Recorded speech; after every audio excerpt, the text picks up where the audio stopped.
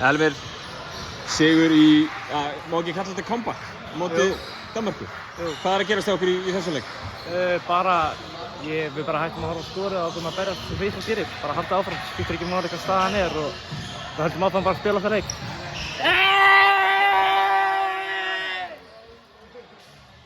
Það er svona tvo virkilega góða kafla í þessu leik. Það sé vinni niður munin hérna í kringum hálfleikinn og svo hérna undir lokin. Hvað að gerast á þessu kaflu hjá okkur? Ekkert sérstakt, við bara hættum intensity í vörðinni og fengum stopp og þegar við fáum stopp þá við bara kipta körfuna og fengir letta körfur. Þú persónulega með risa framistöðu hérna, setur einhver 7-9 stig í röð hérna þegar allt undir einhvern veginn undir lokin. Hvað var að fara í gegnum hugan á þér þá? Ekki neitt, ekkert sérstakt, bara halda áfram að spila. Ég var ekkert að pæla í hvað staðan var og bara spila minn leik. Bara fá opinn skot og opinn leið og nýtti mér það bara. Þú hefur búin að vinna 2 leiki, 2 fyrstu leikina á mótinu.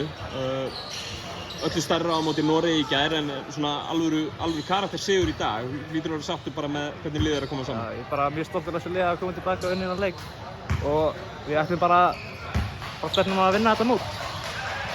Frábært, takk fyrir.